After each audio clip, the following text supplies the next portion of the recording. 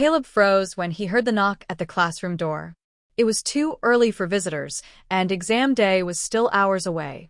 The teacher turned toward the door, confused, and every student looked up from their revision notes. Then the headmaster walked in, holding a folded sheet of paper in his hand. His expression was unreadable. Caleb's heart dropped. He felt like the world slowed down, as if every second took a minute to pass. Something was wrong. His fingers tightened around his pen, and for a moment, he couldn't breathe. The headmaster scanned the room and called his name. Caleb Zadutala. Come with me. Whispers filled the room. Caleb stood up, legs trembling, wondering what he had done. He had studied harder than ever for this exam, mathematics, the subject that always terrified him. For the last 3 months, he had practiced every single morning before sunrise. Just a few exercises a day. Just 1 hour each dawn. Small effort, repeated daily. His mother always said, small habits build big futures. But what did this summons mean? Caleb followed the headmaster out of the classroom and into the hallway. The silence made every sound louder. Footsteps echoing, fans humming above, doors creaking shut behind them. They walked toward the school office. Caleb could feel his heartbeat striking his ribs like fists. When they entered the office, 2 exam supervisors sat waiting for him. One of them slid the folded paper across the table. Is this your handwriting? Caleb picked up the paper with shaking hands. His eyes swept across the numbers.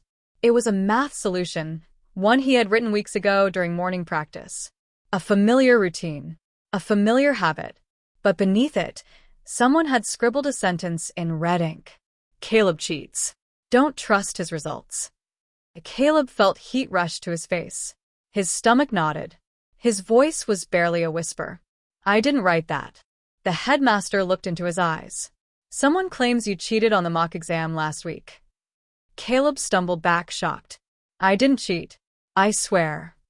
Silence filled the room like a wall. The younger supervisor leaned forward.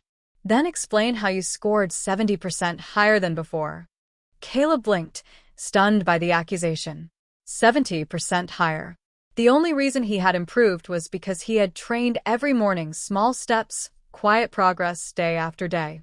He stood there frozen, not knowing how to prove something that was true, but invisible. The headmaster took a deep breath. Until we finish investigating, you'll sit for today's exam alone, in a supervised room. Caleb swallowed. Alone? Supervised? Exam day was already stressful enough. Now he had to face it under suspicion. But something inside him refused to break. That morning, while students gathered in the main hall, Caleb was led to a tiny room behind the library. A clock ticked loudly on the wall. One supervisor sat beside him. The exam paper was placed on his desk. You may begin. Caleb stared at the questions. His mind was blank. His palms were sweating. The earlier shock had swallowed his confidence. He closed his eyes and took a deep breath. And then he remembered. The mornings. The quiet desk at home. The notebook filled with scribbles. The tiny steps he took every day. Small habits, small efforts. They came back like light in darkness. He whispered to himself, you know this. Caleb picked up his pen. Slowly at first. Then faster. His hand moved across the exam paper, solving each question the same way he had practiced 100 times before. The supervisor beside him kept watching, but Caleb didn't mind. For the first time in his life, he wasn't scared of mathematics. He was in control. When time was up, he handed in his paper. 3 days later, the results came out. Caleb scored higher than he ever had, close to perfect. But instead of applause, the hallway buzzed with rumor and doubt. Some students whispered behind him. Others stared. People believed the red scribble. A lie was easier to believe than a silent habit. It hurt deeply.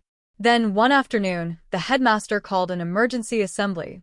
Caleb sat in the audience, heart pounding.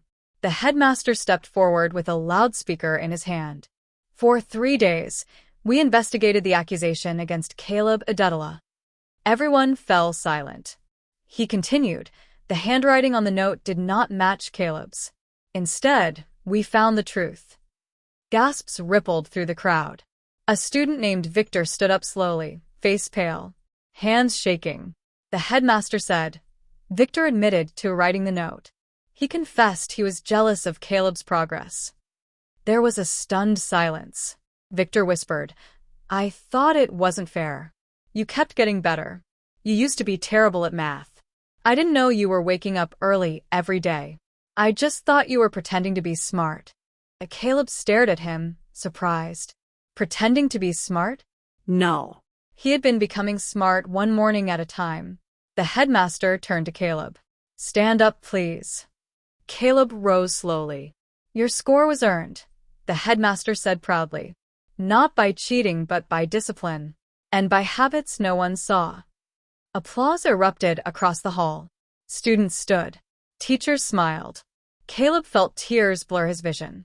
Later that day, as he walked home, he thought about the journey that had led him there.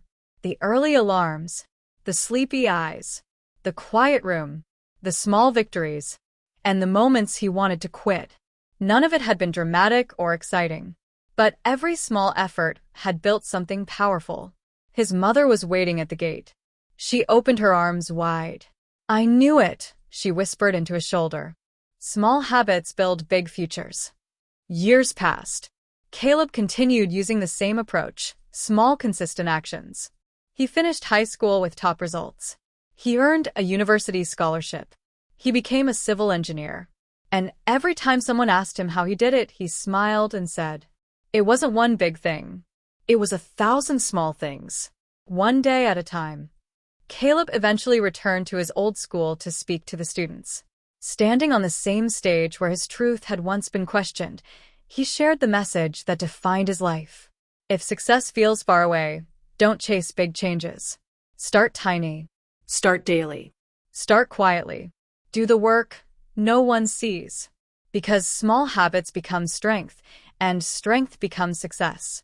He paused, looking into hundreds of eyes. Someone once accused me of cheating because I improved too fast. But the truth was simple. Discipline looks like magic to people who don't practice it. And the hall erupted in applause. Caleb smiled.